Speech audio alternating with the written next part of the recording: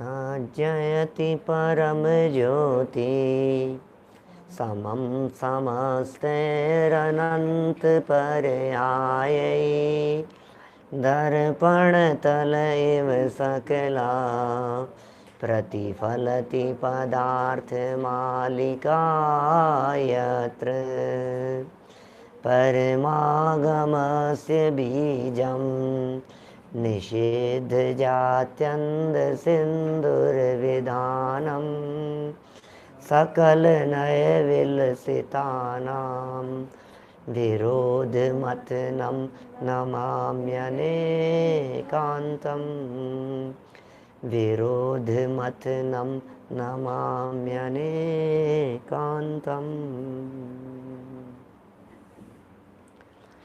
पुरुषार्थ सिद्धि उपाय नामक ये ग्रंथ है, आचार्य अमृतचंद्र स्वामी की अनुपम रचना। पिछले कुछ दिनों से हम लोग यहाँ सामायिक के संदर्भ में चर्चा कर रहे हैं। कैसी होती है सामायिक, कैसे की जानी चाहिए सामायिक। समता भाव का नाम सामायिक है। समता भाव, समता भाव, समता भाव, समत्व परिणाम, राग द्वेष रहित, धर्म समता भाव सदा सामायिक करिए। ये सामायिक की परिभाषा एक लाइन में दौलत राम जी ने 6 ढाला नामक ग्रंथ की 4थी ढाल में लिखी है। धर उर समता भाव सदा सामायिक करिए। हे भव्य जीवों, सदा सामायिक करो। कैसे करें सामायिक, आप ही बतलाइए कैसे करें सामायिक। बोले धर उर समता भाव, हृदय में समता भाव धर के सामायिक करो। हृदय में समता भाव रखो, न राग का परिणाम हो न द्वेष का परिणाम हो। जहाँ वीतराग भाव होता है वहाँ सामायिक होती है।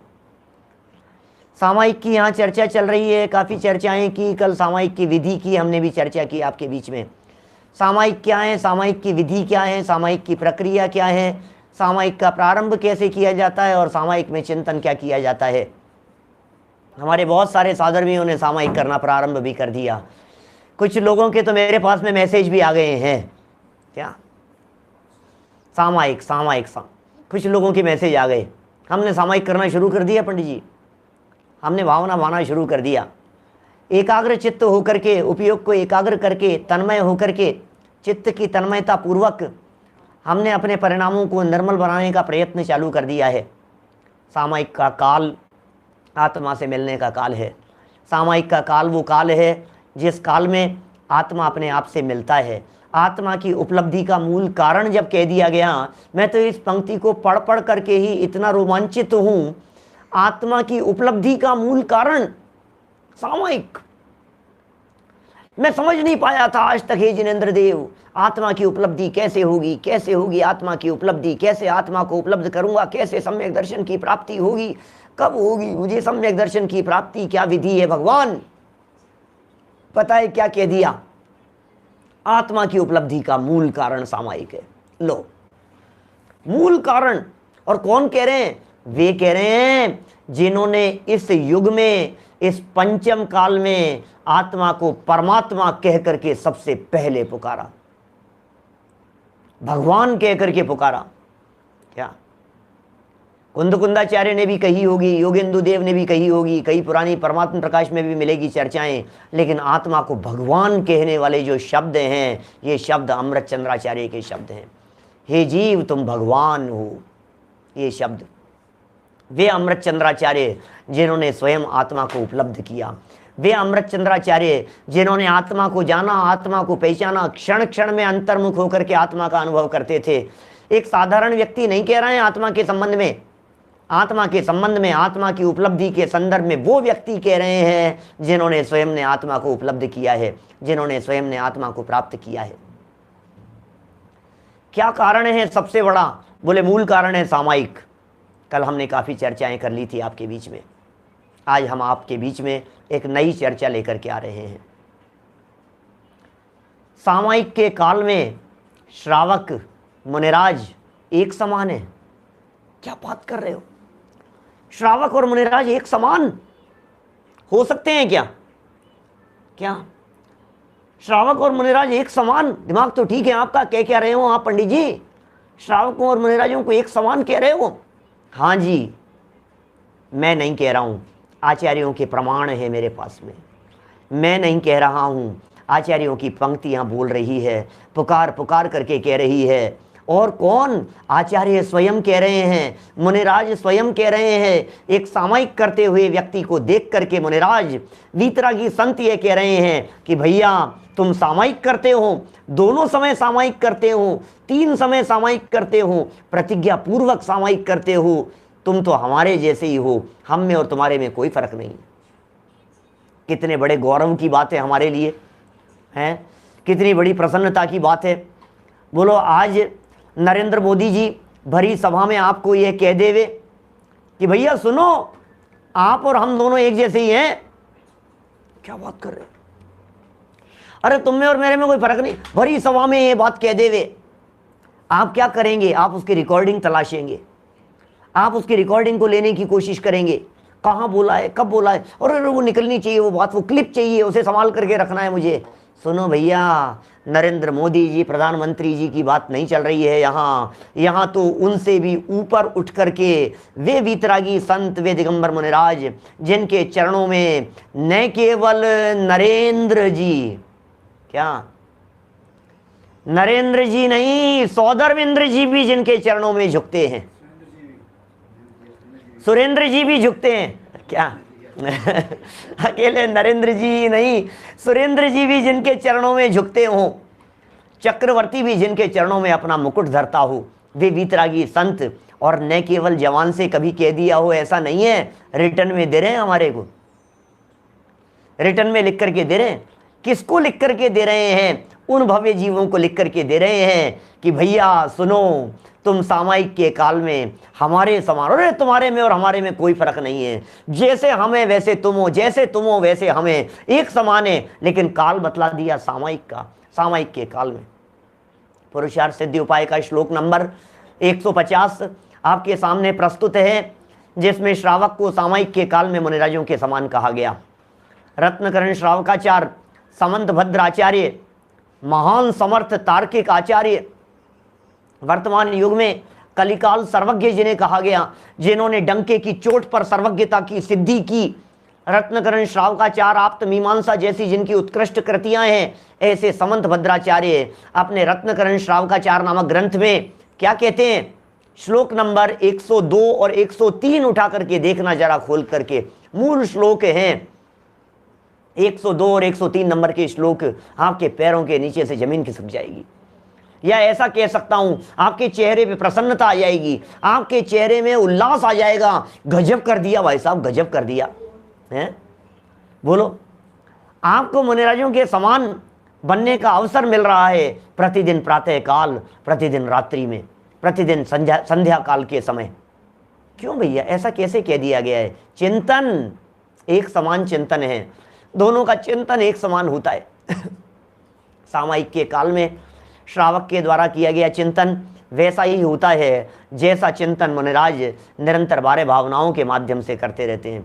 जिस चिंतन के माध्यम से मुनिराज प्रतिदिन अपनी दिनचर्या का निर्वाह करते हैं, वो चिंतन सामायिक के काल में श्रावक भी करता है। क्या श्रावक भी वही चिंतन कर रहा है सामायिक के काल में, वैराग्य में चिंतन कर रहा है, शांत चित्त होकर के। प्रक्रिया बतला दी, चतुर्दिक वंदना, सबसे पहले नमोकार मंत्र बोल करके चतुर्दिक वंदना की गई, चारों दिशाओं में वंदन किया गया। प्रश्न खड़ा होता है, ये दिशाओं में वंदन क्यों कर रहे हो? क्योंकि हम जम्बू द्वीप में जिस जगह पर विराजमान हैं, जिस जगह पर बैठे हुए हैं, जिस जगह पर मौजूद हैं, यहां से चारों दिशाओं में नंदीश्वर द्वीप है। बोलो, हम पूर्व की तरफ मुख करते हैं तो वहां हमारे को नंदीश्वर द्वीप के 13 जिनालयों के दर्शन भावपूर्वक हो सकते हैं। हम दक्षिण दिशा में मुख करते हैं तो वहां नंदीश्वर द्वीप के 13 जिनालयों के दर्शन हो सकते हैं भावपूर्वक। पश्चिम दिशा की तरफ मुख करते हैं तो नंदीश्वर द्वीप के 13 जिनालय दिखेंगे आगे बढ़ करके। उत्तर दिशा की तरफ मुंह करेंगे तो वहां नंदीश्वर द्वीप के 13 जिनालय मिलेंगे आगे जाकर के, बिल्कुल आपकी नाक की सीध में, नो डाउट वहीं होंगे। सोचो तो सही आप, अकृत्रिम चैत्यालय हैं चारों तरफ जहां हम मौजूद हैं। वहां से प्रतिक्रमण के काल में, सामायिक के काल में चारों तरफ अष्टांग नमस्कार किया जाता है, भावपूर्वक वंदन किया जाता है। 13 जिनालय चारों दिशाओं के अंदर मौजूद हैं। करो भावपूर्वक वंदन। अकृत्रिम चैत्यालयों की वंदना करो और अकृत्रिम स्वभाव को देखो। ओहो, अकृत्रिम चैत्यालयों की वंदना कर रहे हैं, तीर्थंकर परमात्माओं को देख रहे हैं, जगह जगह भावलिंगी संत मौजूद हैं, पूरे 2.5 द्वीप में वीतरागी संत मौजूद हैं, पूरे 2.5 द्वीप में जगह जगह से केवल ज्ञान की प्राप्ति कर रहे हैं, जीव केवली हो रहे हैं, भगवान बन रहे हैं, परमात्मा बन रहे हैं, साधु विचरण कर रहे हैं, वीतरागी संतों का विचरण हो रहा है उत्तर दक्षिण पूर्व पश्चिम चारों दिशाओं में। सबका भावपूर्वक स्मरण करते हुए हमने सामायिक का प्रारंभ किया और फिर सामायिक का प्रारंभ करके हम विचार करने लगे, चिंतन करने लगे, ओहो भैया किसके प्रति द्वेष करूं और किसके प्रति राग करूं। मित्र शत्रु हो जाता है, शत्रु मित्र हो जाता है, मित्र अरी हो जाए जगत में अशुभ उदय के आने से। भावपूर्वक चिंतन चल रहा है। बोलो कैसी समता भाव होती है मुनिराजों की। राजा श्रेणी और चेलना दोनों को एक समान आशीर्वाद दे रहे हैं। किसको मित्र कहें और किसको शत्रु कहें। जो मित्र दिखाई दे रहा है थोड़े दिन बाद में वही उपसर्ग करने वाला हो जाता है, जो शत्रु दिखाई दे रहा है थोड़े दिन बाद में वही मित्र बन जाता है। आज का राजा श्रेणिक जिसने 7वें नरक की आयु बांधी है, जो मुनिराज के ऊपर उपसर्ग कर रहा है, वही राजा श्रेणिक समय बदल जाने पर, टाइम बदल जाने पर, कुछ काल बदल जाने पर तीर्थंकर कर्म प्रकृति का बंधन करने लग जाता है। वो भावी तीर्थंकर बन जाता है। हम किसे बुरा कहें और किसे भला कहें। एक जीव मारीची का जीव जो भगवान ऋषभदेव स्वामी के समूह शरण से बाहर निकल जाता है और बाहर निकल करके विरोध का भाव जिसके मन में आ जाता है, 363 मत जो चला देता है, वही मारीची का जीव जब समय बदल जाता है तो 24वां तीर्थंकर भगवान महावीर बन जाता है। किसको शत्रु जाने और किसको मित्र जाने, किसको विरोधी जाने। भाई साहब, जन्म जन्मांतरों में, अनगिनती जन्मों में, अनगिनती कल्पों में, जन्म जन्मांतरों में, भवों में, माता थी वो पत्नी हो गई, पत्नी थी वो बहन हो गई, बहन थी वो पुत्री हो गई, पुत्री थी वो पिता हो गए, पिता थे वो भाई हो गए, भाई थे वे चाचा हो गए, चाचा थे वे मामा हो गए, मामा थे वे बच्चे हो गए। क्या करें भाई साहब, जगत का स्वरूप बड़ा विचित्र है। हमने आपस में एक दूसरे के साथ में, सर्व जीवों के साथ में जो हमारे आसपास में दिखाई देते हैं, अनगिनती रिलेशन नहीं बनाए हैं। कल लाइन तो बोली थी मैंने, वो भूल कर अपना घर जाने कितनों के घर मुझको जाना पड़ा। बोलो, इस जहां में कई घर बनाए मैंने, अब किसकी तरफ आकर्षण हो मेरा, ये तो बतलाओ। चित्त का आकर्षण किसके प्रति दिखाई देवे, इसके प्रति आकर्षण है। अरे ये महल कितना अच्छा है, ये कितना सुंदर है, ये कितना आकर्षक दिखाई दे रहा है। अरे भैया, इससे भी सुंदर महल पिछले अनंत जन्मों में अनंत बार तुमने प्राप्त किया है। किसकी तरफ आकर्षण दिखाई देवे। ये पुद्गलों का आकर्षण कुछ दम नहीं है इसमें। अनेक प्रकार की रिद्धियों से संपन्न हुआ मैं पिछले अनंत कालों में। अब क्या दिखाई देता है, ये महल दिखाई दे रहे हैं, ये रत्न दिखाई दे रहे हैं, ये जेवर दिखाई दे रहे हैं, ये सोना चांदी आभूषण दिखाई दे रहे हैं, ये सुंदर वस्त्र दिखाई दे रहे हैं। किसके प्रति आकर्षण, किसके प्रति राग करूं। सब छोड़ देने वाला है, सब छूट जाने वाला है। विचार कर रहा है सामायिक के काल में ये जीव, चिंतन कर रहा है ये सब। बहुमूल्य जगत का वैभव यह है, क्या हमको सुखी बना सकता। अरे पूर्णता पाने में क्या इसकी है आवश्यकता। बोलो, मैं स्वयं पूर्ण हूं अपने में, प्रभु है अनर्घ मेरी माया। हे प्रभु, क्या जरूरत है, मुझे बतलाओ तो सही, क्या जरूरत है इस वैभव की। वैभव की जरूरत है कि वैभव छोड़ दिया जाता है। जो वैभव छूट जाएगा, अरे जीवन पूरा होते ही जो वैभव छूट जाता है, मैं जीवन रहते हुए इस वैभव के प्रति, इस धन के प्रति, इस संपत्ति के प्रति क्या जरूरत है, मैं क्यों आकर्षित होता हूं इसके प्रति। धन के प्रति का सारा आकर्षण निकल जाता है, द्वेष बुद्धि निकल जाती है, शत्रुता निकल जाती है। किसी वस्तु, किसी पदार्थ को बुरा मानने की जो वृत्ति है, ये सामायिक के काल में निकल जाती है। अरे अरे, मैं किसे बुरा कह रहा हूं, मैं किसे शत्रु मान रहा हूं, मैं किसे दुश्मन समझ रहा हूं। मुझे फूल अच्छे लगते हैं, मुझे कांटे अच्छे नहीं लग रहे हैं, मुझे चंदन के वृक्ष अच्छे लग रहे हैं, मुझे सर्प अच्छे नहीं लगते हैं। लेकिन भाई, ये सर्प कभी चंदन का वृक्ष बन जाता है और चंदन का वृक्ष मर करके, वो वनस्पति का एक जीव मर करके कभी भव धारण करता हुआ कभी सर्प बन जाता है। किसके प्रति प्रीति करूं मैं। मैंने बहुत प्रीति की, ये मेरा प्रीति का परिणाम, ये मेरा शत्रुता का परिणाम, ये मेरा नाराजगी का परिणाम, ये मेरा सच्चा शत्रु है, ये मेरा मूल शत्रु है, मेरी मिथ्या मान्यता ये मेरा दुश्मन है। भैया सबसे बड़ी भूल तो यह हुई कि मैंने जगत के जीवों को पर्याय दृष्टि से देखा। सबसे बड़ी भूल तो यह हुई कि मैं उन्हें मनुष्य देखता हूँ। सबसे बड़ी भूल तो यह हुई कि मैं पत्नी को पत्नी देखता हूँ, मुझे वो आत्मा नजर नहीं आती है। भैया यदि वो आत्मा नजर आने लग जाए तो विरोध का भाव नहीं होगा। बच्चे यदि हमारे को बच्चे नहीं दिख करके आत्मा दिखने लग जावे तो विरोध का भाव नहीं आएगा, ये भाव नहीं आएगा, ये नालायक, ये इतना सा टीचर है छोटा सा, मेरे ऊपर पलट करके सामने जवाब देता है, ये समझता क्या है, मेरे सामने है क्या ये। सुनो सुनो सुनो, जैसा अनादि अनंत आत्मा इस देह देवालय में विराजमान है, वैसा ही अनादि अनंत आत्मा इस छोटे से टीचरे से दिखाई देने वाले 2 साल के बच्चे में जो पलट करके जवाब दे रहा है, उसमें भी वही आत्मा मौजूद है, उसमें भी वही अनंत शक्तियां मौजूद है, उसमें भी वही अनंत गुण मौजूद हैं। वो मुझसे पहले परमात्मा बन सकता है, वो मुझसे पहले भगवान बन सकता है। पिता नरक में चले जाए और पुत्र मोक्ष में चले जाएं, ऐसे अनेक उदाहरण है हमारे पास में, शास्त्रों में। विचार करता है ज्ञानी व्यक्ति, समझदार व्यक्ति सामयिक के काल में मित्रता और शत्रुता निकल जावे। शत्रुता और मित्रता का भाव खोटा भाव है भैया। पर्याय दृष्टि से देखना मात्र खोटा है। मत देखो पर्याय दृष्टि से, स्वभाव से देखो, औदैहिक भाव से मत देखो, पारिणामिक भाव से देखो। औदैहिक भाव से देखोगे तो राग का भाव खड़ा होगा या द्वेष का भाव खड़ा होगा, बोलो। लेकिन यदि पारिणामिक भाव से देखोगे तो न राग का भाव आएगा और न द्वेष का भाव आएगा। सामयिक के काल की बात कर रहा हूं मैं, तो सामयिक के काल में विचार और चिंतन की बात कर रहा हूं। मैं ये नहीं कह रहा हूं आप अपनी पूरी घर गृहस्थी को चौपट कर दो। मैं ये नहीं कह रहा हूं कि आप डेली रूटीन में भी सुबह से लेकर के शाम तक बच्चे को कहो ही नहीं कुछ भी, पढ़ने के लिए ही नहीं बोलो, अरे भाई ये तो भगवान है, ये तो भगवान है। कहीं ऐसा तो नहीं हो आप अपने बच्चे को हाथ जोड़ने लगो, अरे भाई तू तो भगवान है। अरे नहीं भाई, ऐसा नहीं होता है। सामयिक के काल में चलने वाला चिंतन है ये, लेकिन ये चिंतन, ये समता भाव का चिंतन, ये उत्कृष्ट जाति का चिंतन है।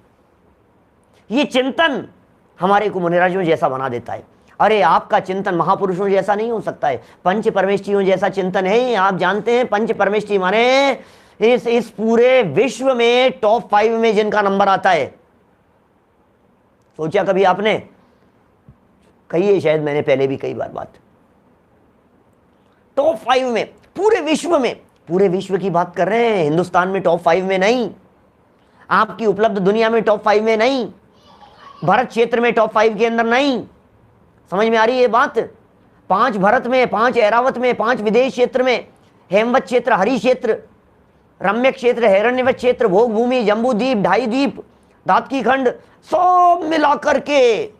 और इतना ही नहीं, नीचे नरक, मध्य लोक, ऊर्ध्व लोक, सब लोकों में मिलाकर के पूरे जगत में 343 घनराजू के अंदर टॉप 5 में आने वाले व्यक्तित्व कौन है? ये मुनिराज। और ये कह रहे हैं भैया सुन तो सही, तू भी भगवान बन सकता है, तू भी हमारे जैसा है।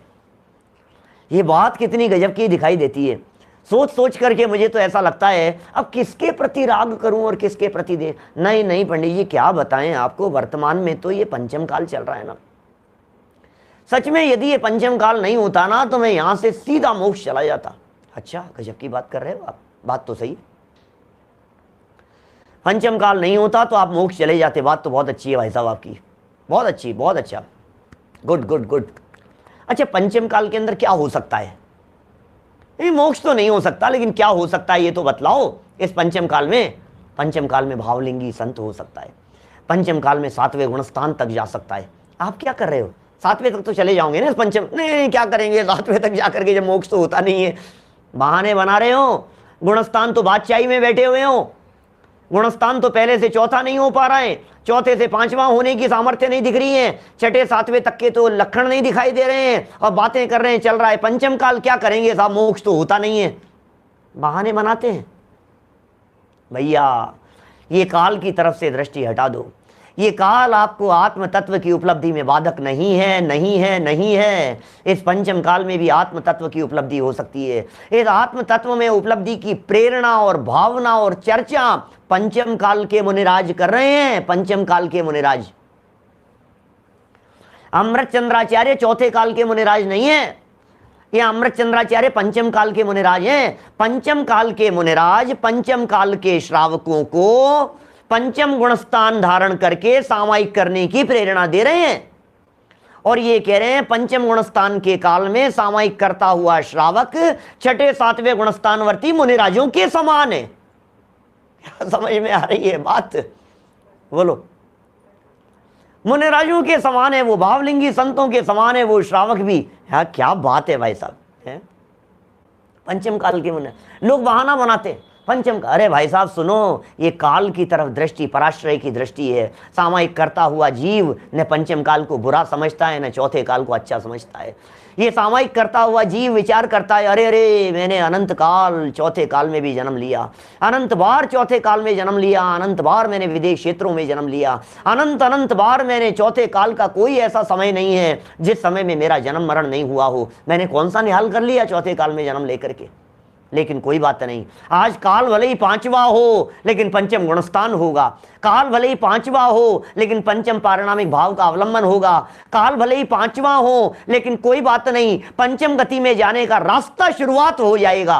कोई बात नहीं, क्या फर्क पड़ता है इस पंचम काल में? दृष्टि बदलते ही सब कुछ बदल जाता है भाई साहब। क्या दृष्टि बदल गई सब कुछ बदल जाता है, बदल जाएगा सब कुछ।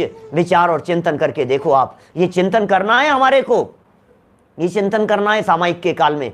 खूब चिंतन करो, खूब चिंतन करो, 2-2 3-3 टाइम 4-4 टाइम आप प्रवचन सुन रहे हैं, आप जो विषय मिलता हो उस विषय का अवलंबन करो, उस विषय को अपने चित्त में अपने धारणा ज्ञान का विषय बनाओ, और धारणा ज्ञान का विषय बना करके उसे चलाने दो अपने ज्ञान में, चलने दो अपने ज्ञान में, धारा प्रवाह रूप से चलने दो। भोजन बना रहे हो, भोजन कर रहे हो, अरे इस तत्व ज्ञान के साथ में भोजन अंदर जाने दो, कोई बात नहीं। चिंतन में झूठे मुंह नहीं, बोलना नहीं झूठे मुंह, झूठे मुंह जिनवाणी के हाथ लगाना नहीं, लेकिन झूठे मुंह चिंतन चल सकता है।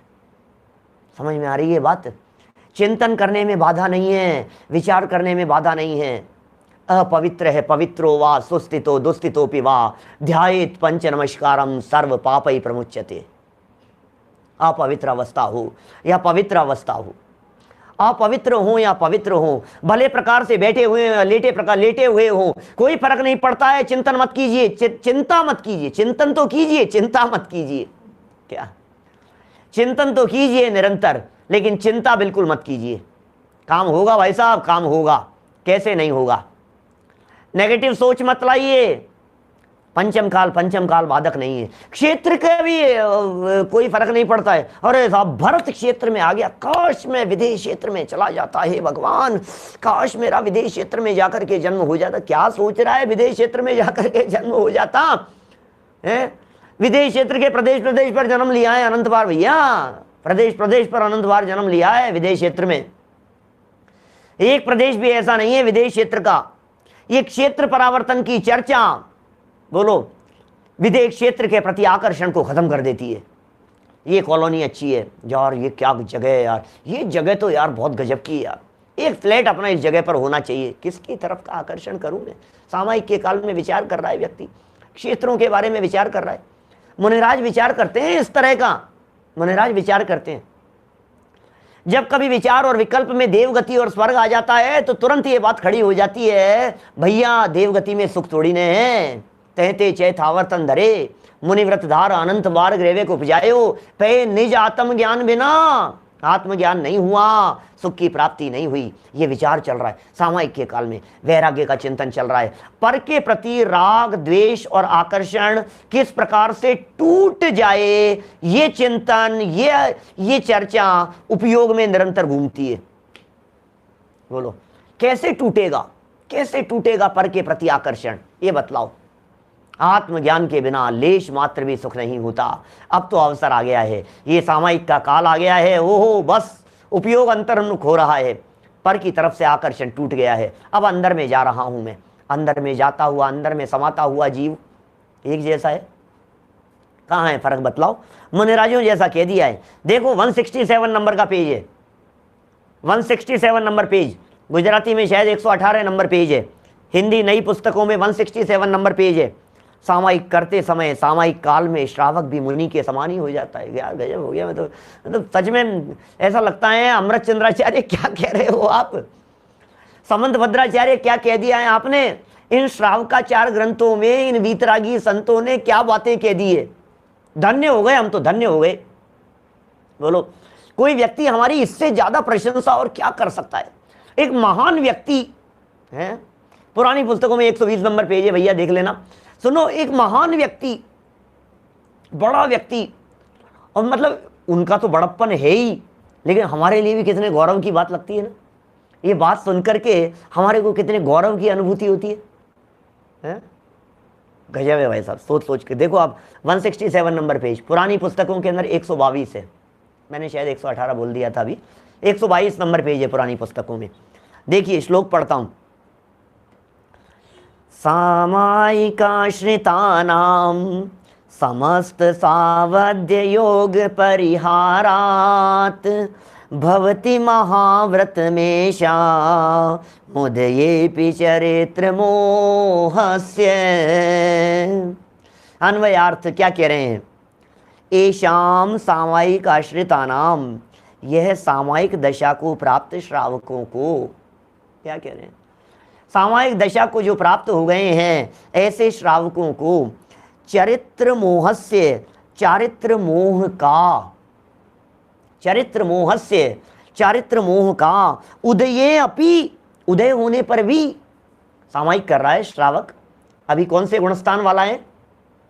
5वें वाला मान लो। सामायिक जिस श्रावक की चर्चा कर रहे हैं ना, श्रावक का मैक्सिमम लेवल हो गया पंचम गुणस्थान। वो पंचम गुणस्थानवर्ती श्रावक किसका उदय चल रहा है? चारित्र मोह का। आप जानते हैं चारित्र मोह कर्म की प्रकृतियां हैं अनंतानुबंधी, अप्रत्याख्यानावरण, प्रत्याख्यानावरण, संज्वलन, ये चारित्र मोह की प्रकृतियां हैं। इन प्रकृतियों में से अनंतानुबंधी तो चले गई, अप्रत्याख्यानावरण भी चले गई, दो कषाय चौकड़ी चले गई, अनंतानुबंधी और अप्रत्याख्यानावरण 5वें गुणस्थान में है। अभी प्रत्याख्यानावरण बाकी है और प्रत्याख्यानावरण का उदय बाकी है। और वो प्रत्याख्यानावरण जो का जो उदय था ना, वो उदय क्या काम कर रहा है? वो प्रत्याख्यानावरण का उदय वो जो है संयम अंगीकार नहीं करने दे रहा। बोलो, तो संयम तो अंगीकार नहीं कर पा रहा है, चारित्र मोहनी कर्म का उदय चल रहा है। कोई बात नहीं, देखिए आप क्या कह रहे हैं। ऐसा होने पर भी समस्त सावध्य योग परिहारात, समस्त पाप के योग का त्याग होने से महाव्रतम भवती, महाव्रत होता है। इस श्रावक को भी महाव्रत हो रहा है। क्या कह रहे हैं? अणुव्रतों के काल में महाव्रती कह दिया, दिग्व्रत के काल में महाव्रती कह दिया, देशव्रत के काल में महाव्रती कह दिया। क्या बात है यार, गजब करते हैं आचार्य देव हैं। मानो आचार्य देव तो ठान करके बैठे हो कि हे जीव तू क्या विकल्प करता है, तू तो मेरे ही जैसा है। बार बार में प्रेरणा दे रहे हैं, बार बार में कह रहे हैं। ये कहते अरे साहब महाराज, अरे महाराज आप कहाँ, अरे महाराज आप, और महाराज क्या करें? अरे नहीं चिंता मत कर, हमारे जैसा है। अरे कोई फर्क नहीं है यार। क्या आप सोचो, किसी कर्मचारी को उनका अधिकारी इन शब्दों में कह करके पुकारे तो उस कर्मचारी का सीना 36 हाथ का हो जाता है। बोलो, ऐसे ऐसे चौड़ा हो जाता है उसका सीना। और यार धन्य है भाई साहब, ये क्या बात कर रहे हैं यार। कहाँ मिलेंगे यार ऐसे ऐसे ऐसे सेठ, कहाँ मिलेंगे ऐसे व्यक्ति, कहाँ मिलेंगे? बोलो, ऐसे हमारे अधिकारी कहाँ मिलेंगे, ऐसे मालिक कहाँ मिलेंगे? उस नौकर का चिंतन सोचो आप, 1000 जगह जाकर के कहेगा मेरे मालिक जैसा मालिक दूसरा नहीं है। बोलो, हमारे मन, अब हम ये जो श्रावक हैं, ये श्रावक कहेंगे हमारे गुरुओं जैसे गुरु दूसरे दुनिया में कोई नहीं हो सकते हैं। अब देखो आप, मैं उदाहरण भले ही आपको ऐसा लगे, वो सोचो आप, वो व्यक्ति अपने मालिक के बारे में क्या कह रहा है। मैं अपनी तुलना गरीब से कर रहा हूं, मैं अपनी तुलना कर्मचारियों से कर रहा हूं, मैं अपने आप की तुलना नौकरों से कर रहा हूं। क्या वो नौकर जिसे उसके मालिक ने ये कह करके पुकारा, अरे अरे नीचे नहीं ऊपर बैठ, हमारे बगल में बैठ, क्या बात कर रहे हैं? अरे नहीं सेठ साहब आप कहां? अरे नहीं नहीं नहीं तू तो हमारे ही जैसा है।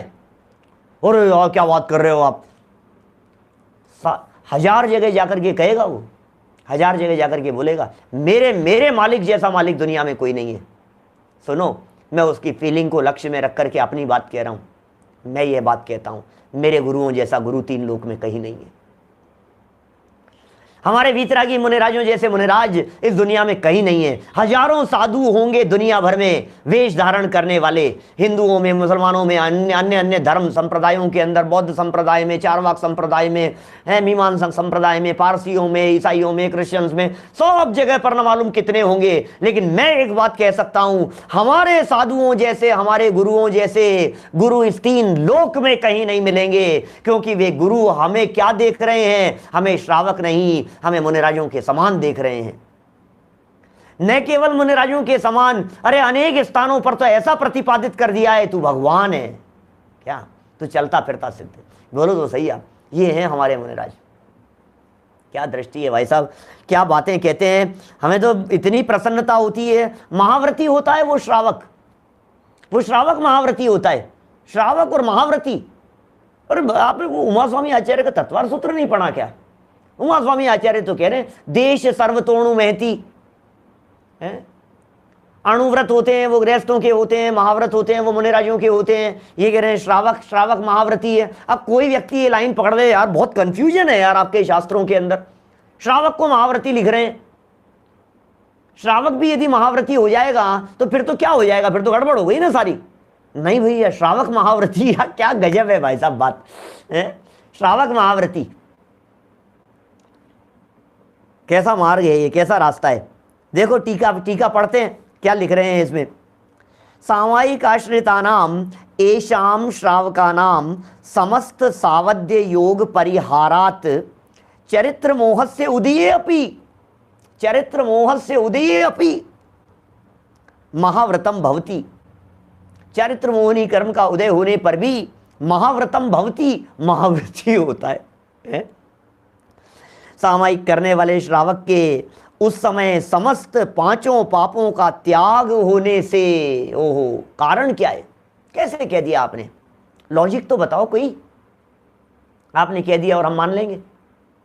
हम पागल समझ रखा है हमारे को, बेवकूफ बना रहे हो आप इस तरह की बातें कह करके।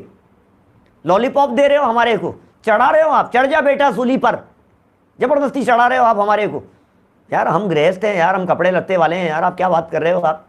आप कैसी बात कर रहे हो? आप श्रावकों को मुनिराज कह रहे हो? सुनो सुनो, तर्क दे रहे हैं, हेतु दे रहे हैं, सुनना जरा क्या कह रहे हैं। सामायिक करने वाला श्रावक के उस समय समस्त 5 पापों का त्याग होने से, बोलो, सामायिक के काल में सामायिक करता हुआ वो श्राधक, सामायिक करता हुआ वो आराधक, वो सामायिक के काल में हिंसा नहीं कर रहा है, वो सामायिक के काल में झूठ नहीं बोल रहा है, वो सामायिक के काल में चोरी नहीं कर रहा है, वो सामायिक के काल में कुशील का चिंतन नहीं कर रहा है, वो सामायिक के भाव में परिग्रहधारी नहीं है।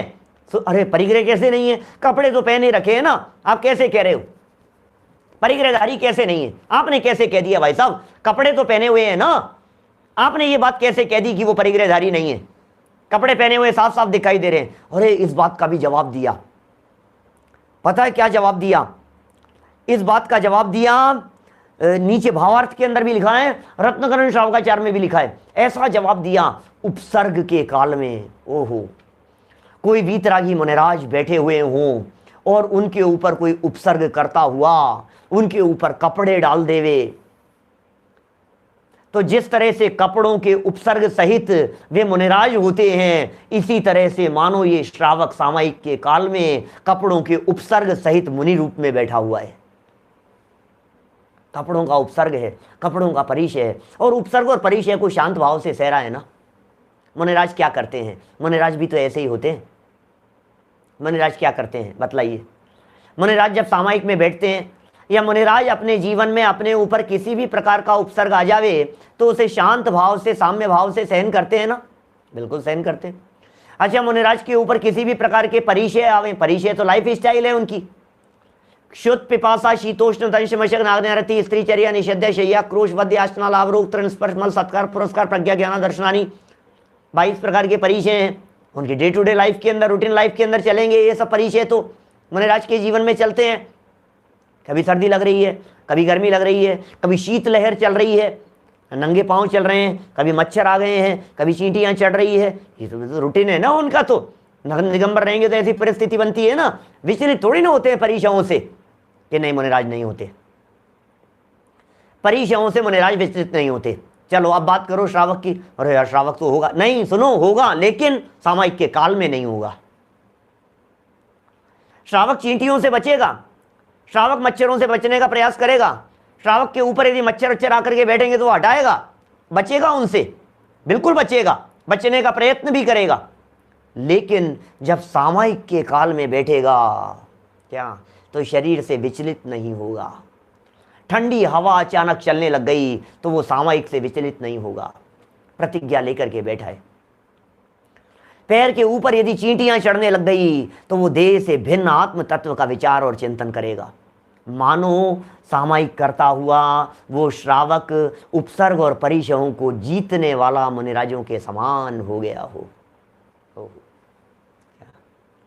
है श्रावक बैठा है, अभी कषाय सहित है, चारित्र मोहिनी का उदय चल रहा है, लेकिन एक पार्ट में कंपैरिजन कर रहे हैं। देखो भाई, जो कंपैरिजन जितनी मात्रा में किया जा रहा है उतनी मात्रा में ही समझना।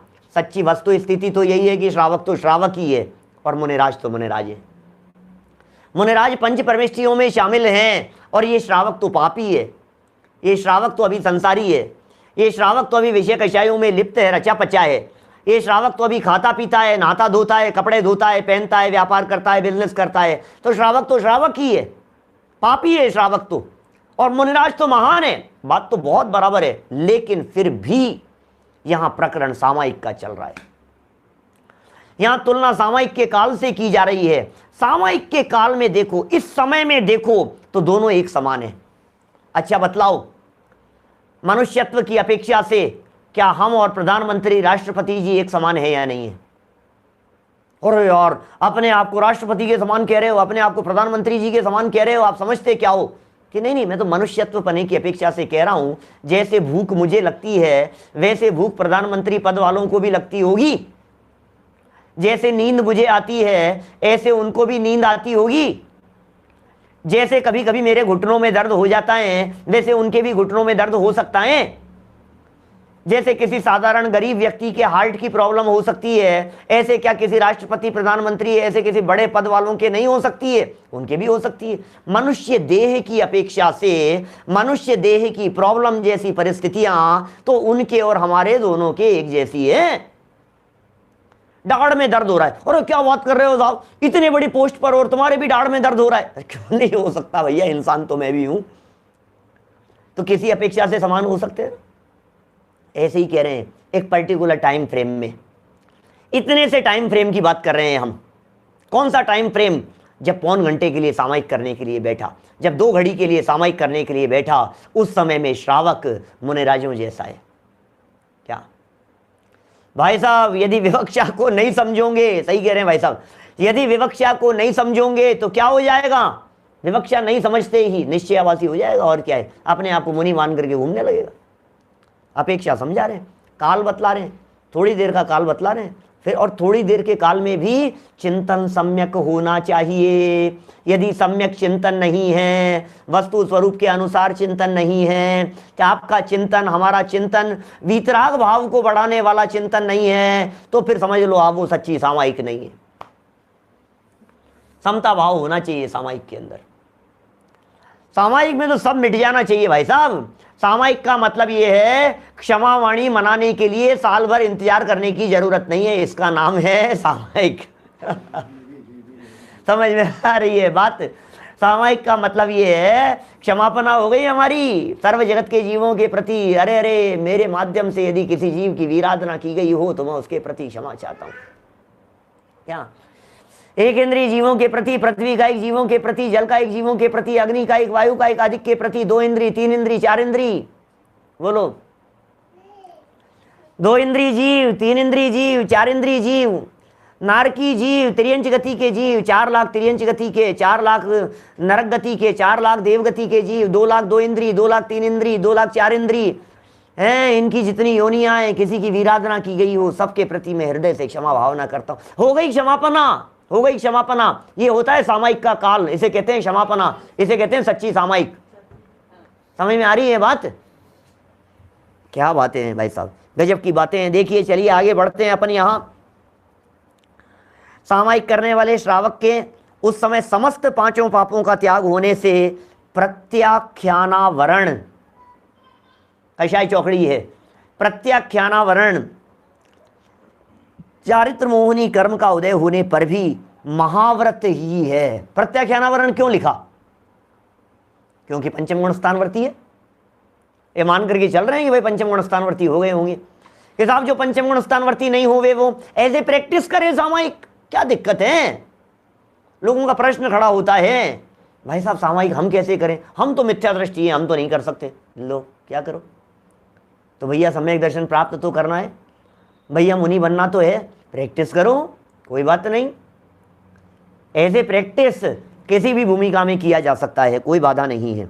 देखिए भावार्थ पढ़ते हैं आगे। श्रावक जिस समय सामायिक कर रहा हो, क्या जिस समय सामायिक कर रहे हैं, सामायिक समता भाव जिस समय चल रहा है, द्रग मोह क्षोभ विहीन निज परिणाम समता भाव है। द्रग मोह और क्षोभ, दर्शन मोहनी और चारित्र मोहनी से रहित, कषाय से रहित, निकषाय भाव, ऐसा जो परिणाम होगा। बोलो, श्रावक जिस समय सामायिक कर रहा हो उस समय वास्तव में उसकी अवस्था मुनि समान ही है। लो, श्रावक की अवस्था मुनि समान ही है। अवस्था भी कह रहे हैं ये मुनि समान, ये कोई द्रव्य दृष्टि से नहीं कह रहे हैं, यहां पर्याय में मुनि समान कह रहे हैं। अब देखो तो सही आप, क्योंकि द्रव्य दृष्टि से तो मुनिराज, निगोदिया, एकेंद्री, पंचेंद्री सब समान है। सवाल द्रव्य दृष्टि का नहीं चल रहा है, यहां तो पर्याय के उस पार्ट को, मुनिराजों के उस पार्ट से मिलान करके देख रहे हैं कि श्रावक जिस समय सामायिक के काल में बैठा हुआ है, श्रावक के उस काल को मिलान करो मुनिराजों के समता भाव से, तो एक समान दिखाई देते हैं। मुनिराजों के उस पार्ट से जिस समय मुनिराज परिशहों को जीत रहे हैं, मुनिराजों के उस पार्ट से जिस समय मुनिराज उपसर्ग के काल में भी विचलित नहीं हो रहे हैं, और देखो श्रावक को सामायिक करने के लिए बैठा हुआ है, विचलित नहीं हो रहा है यार, इसके परिणाम नहीं दौड़ रहे हैं, इधर उधर नहीं भाग रहे हैं, इसके परिणाम। धन्य है ऐसा सामायिक करता हुआ जीव, मुनिराज कह रहे हैं मुनिराजों के समान है, महाव्रती है, धन्य है ऐसे जीव। भेद केवल इतना ही है, सुनना क्या कह रहे हैं, अंतर यही ऊपरी जान, भेद तो दिखता ही है। कितना भेद है? भेद केवल इतना ही है कि मुनि दिगंबर हैं और श्रावक वस्त्र सहित हैं, बस इतना है।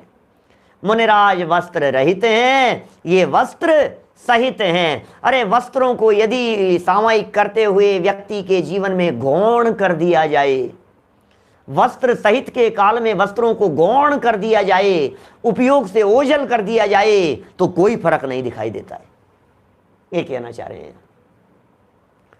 मुनि महाराज ने प्रत्याख्यानावरण कषायों का त्याग कर दिया है, मुनिराज के प्रत्याख्यानावरण का त्याग हो गया है, और श्रावक ने अभी तक प्रत्याख्यानावरण कषाय का त्याग नहीं किया है। बस इतना सा फर्क है।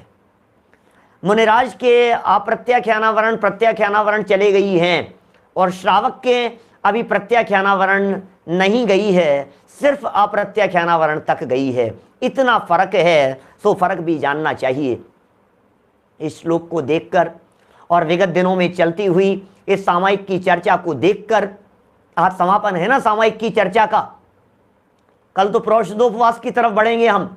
आज सामायिक की चर्चा का हम समापन करते हुए ये बात कह रहे हैं, भैया इससे ज्यादा महिमावाचक और कोई बात नहीं हो सकती है, इससे ज्यादा प्रेरणादायक कोई बात नहीं हो सकती है, इससे ज्यादा बड़ी बात आपको सामायिक करने की प्रेरणा देते हुए मुनिराज दे रहे हैं, कोई दूसरा नहीं दे सकता है, दूसरी बात नहीं हो सकती है प्रेरणा देने वाली। इन बातों को जाने हम, इन बातों को समझे हम, सच्चे सामायिक के स्वरूप को हमने जाना है, इसलिए सामायिक करें, हम भावना पूर्वक करें, निर्विकल्प होने के लिए करें, विकल्पात्मक दशा में चिंतन करते हुए निर्विकल्प होने के लिए करें।